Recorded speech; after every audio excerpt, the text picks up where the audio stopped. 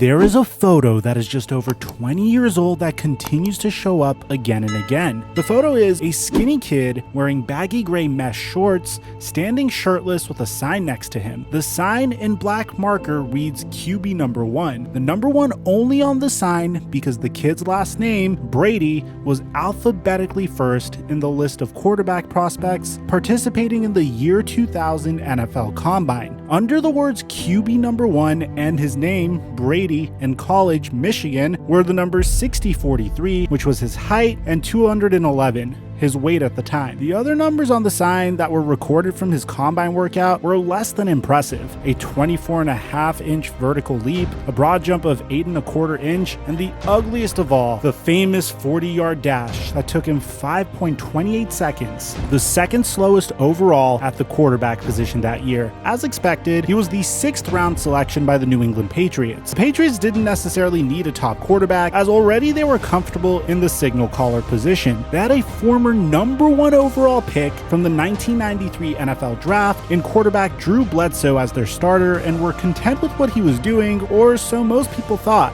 The Tom Brady of 20 years ago wasn't mentioned much at all back then by any of the analysts or even local broadcasters. And if you think about it, why would they? That's pretty much the equivalent of us in present day trying to make a big commotion of a 6th round quarterback like Jake Luton of the Jacksonville Jaguars. Even Tom Brady's own teammates early on didn't expect much from the San Mateo, California native, and in fact, the captain of the Patriots that time, Drew Bledsoe, even trash talked Tom Brady a little bit and became yet another guy who would instantly regret what he said. Now, what was it that Bledsoe said? Why did no one back then predict that Brady would not only become in the beacon of light for so many Northeasterners and Patriots fans, but also a future first ballot Hall of Famer, record breaker, and basically a cyborg of our imaginations of how he could produce outstanding numbers for so long, and with many Super Bowl rings on his finger is proving 20 years later that he can win anywhere. Let's go back. It's 1993, and the New England Patriots have the number 1 overall pick in the 1993 NFL Draft. Now, with that selection, the New England Patriots take a quarterback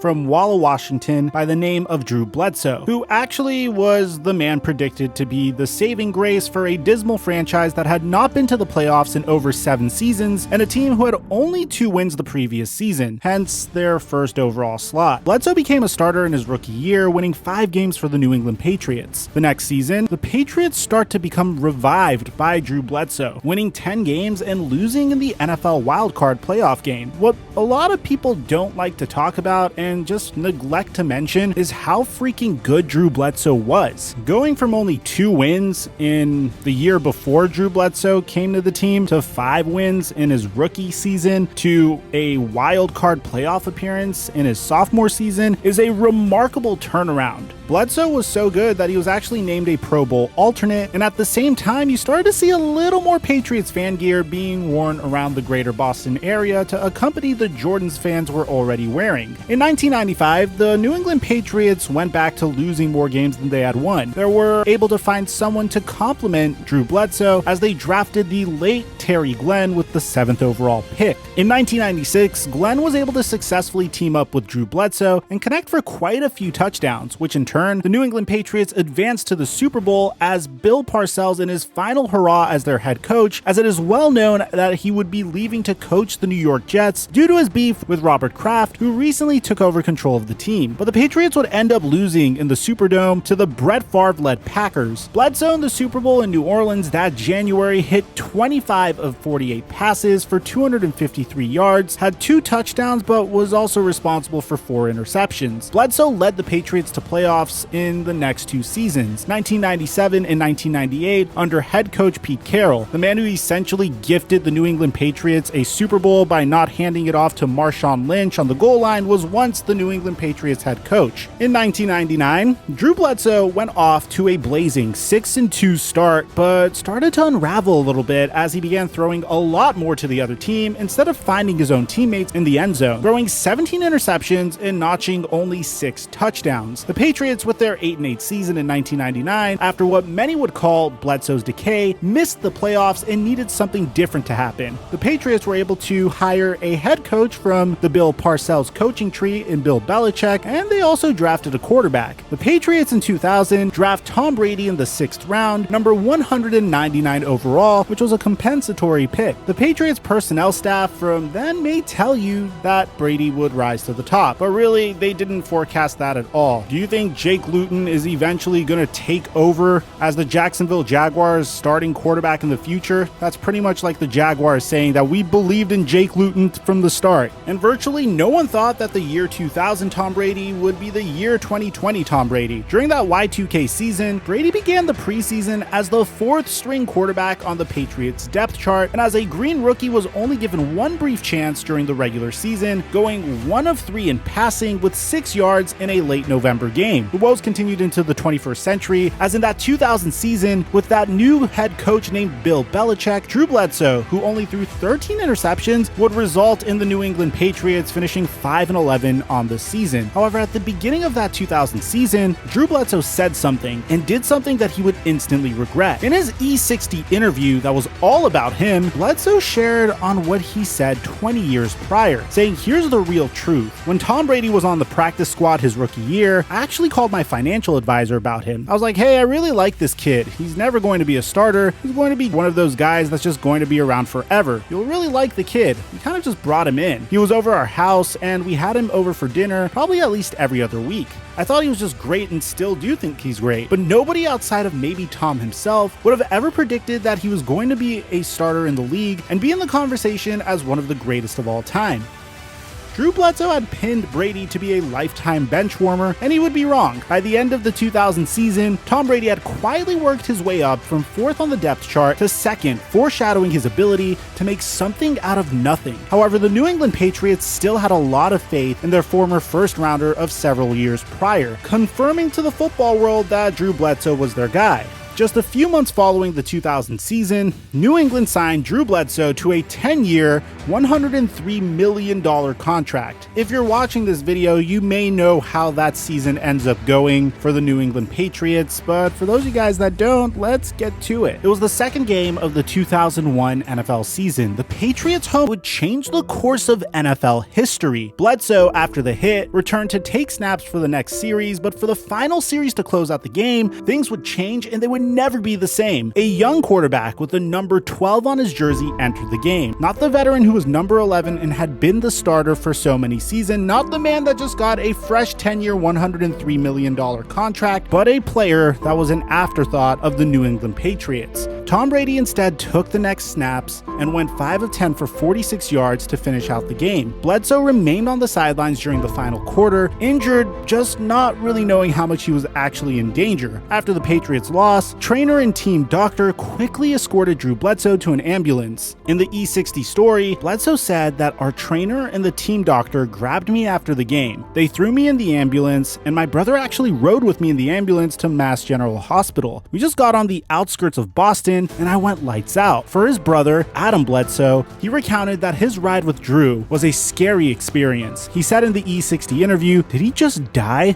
Like, did he just die in front of me?" Adam said he remembered thinking, "I'd never seen anything like this." Bledsoe had suffered a sheared blood vessel in his chest and had a collapsed lung and was now unconscious in the back of the ambulance and was losing a lot of blood. Drew Bledsoe's father, Mac, said on the incident if he had been on his way home, he would have either died in the car accident when he had lost consciousness, or he would have died from blood loss. That wound would leave Bledsoe on the injured list for 2 months, all while Tom Brady served as starting quarterback. After a slow start and nearing the end of Drew Bledsoe's rehab, Brady was putting it all together on the field. When Bledsoe was finally cleared by doctors in November, he was ready to live up to his contract, continue his job as starting quarterback, and imagined Brady would be returning to the spot of a backup. But how could Bill Belichick justify moving back to Drew Bledsoe after the incredible performance that Tom Brady was putting on display? Bear in mind, when Drew Bledsoe was under center, at least for the 2001 NFL season, the New England Patriots were winless. After he went down and was dealing with an injury, they absolutely massacred the Indianapolis Colts lost 44-13 the very next week, had an overtime thriller over the San Diego Chargers, which they won. By week 5, Tom Brady was named AFC Offensive Player of the Week for an outstanding comeback performance against the Chargers. They once again destroyed the Indianapolis Colts the week after, beat the Atlanta Falcons and the Buffalo Bills the 2 weeks after, and in week 11, when Drew Bledsoe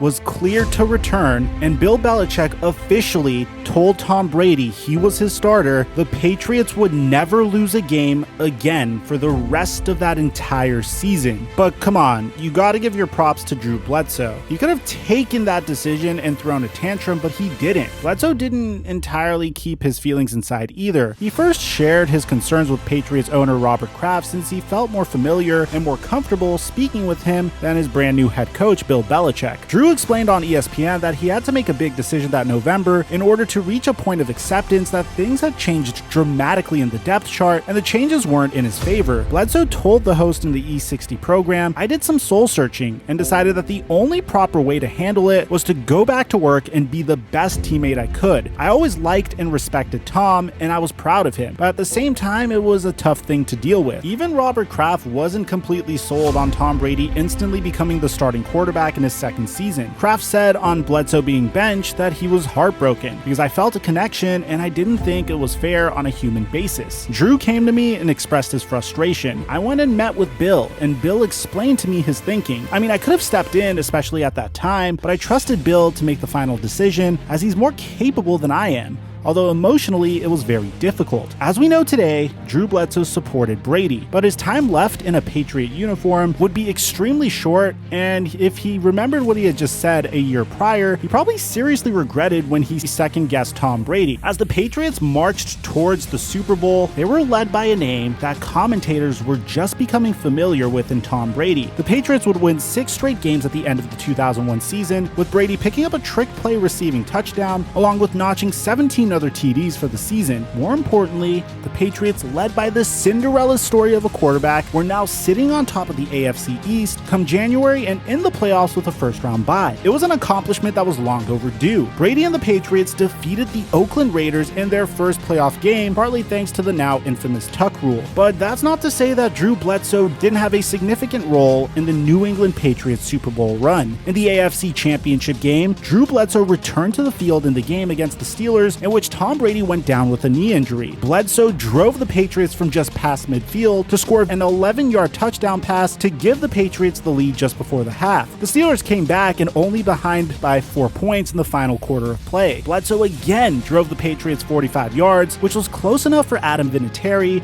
to put 3 points on the board. Bledsoe, as the clock was winding down, set up Vinatieri for a 50-yard field goal attempt. The Patriots were able to stop the Steelers, and it was considered an upset for the ages that still replays on the NFL Network to this day. As New England advanced to the Super Bowl, starting that Super Bowl would not be Drew Bledsoe, but 24-year-old Tom Brady, who returned from his knee injury ready to go. Bledsoe said of not being named the starter, "You've been the guy since you were a sophomore in high school, and your team's in that game. You don't want to be watching from the sidelines." Although the Patriots were never predicted to make the Super Bowl in 2001, they were considered to be underdogs by everyone, and it would be the last time they would be considered an underdog for almost 20 years. The future of the franchise had arrived, and Tom Brady showed no fear in the most crucial moments on the world's biggest stage. During a tie game with only 1.5 minutes remaining in regulation, Brady drove his team down the field to arrive within field goal range, leaving just 7 seconds remaining on the game clock. Kicker Adam Vinatieri sent the ball sailing through the uprights from 48 yards out, and the rest is history. The new and improved Patriots were celebrating with the Lombardi Trophy, and Tom Brady, Super Bowl MVP, became the youngest quarterback at the time to win a Super Bowl. Within a couple of months, Drew Bledsoe was deemed expendable and was traded to a team in the same division, the Buffalo Bills, for a 2003 first-round pick. Drew Bledsoe spent a couple of seasons with the Bills as their starter before getting released in 2004, as the Bills wanted to play a quarterback that they drafted in the first round. Bledsoe would then move on and reunite with Bill Parcells on the Dallas Cowboys in 2005, and would throw for over 3,000 yards, but in 2006, after 6 games, Flames would once again get replaced by another young QB by the name of Tony Romo. Bledsoe would get released that offseason and was unwilling to become a backup, so he retired in April of 2007. Drew Bledsoe and Tom Brady remain friends to this day. They go on vacations together, and Bledsoe this time trash-talking Tom Brady on his inept ability to snow ski and certainly not his football skills. Brady probably in turn giving him a hard time, reminding him of the words he said his rookie year that turned out to be far from the truth. Patriots fans are still appreciative of Drew Bledsoe as he helped them slowly rise up from the ashes until they were unable to look like a more dominant Phoenix under Tom Brady. Tom Brady is still a #1 quarterback and a Super Bowl winner, in fact, and has just signed a contract that carries him until the age of 45. Bledsoe, as he is now well beyond his playing age anyways, spends more time working at his winery in Walla Walla, Washington, clad in a flannel shirt. About the only pigskin he is tossing around is a high school-sized football, as he has been a volunteer prep coach at a secondary school that his kids have attended in Oregon for the past several years. It's debatable on whether Drew Bledsoe will ever get to wear a gold jacket, although he ended his 14-year career with 44,611 passing yards and 251 touchdowns. One thing that is not debatable is that Drew Bledsoe is genuinely a nice guy, and he will definitely be in Canton supporting his friend Tom when number 12 receives his gold jacket.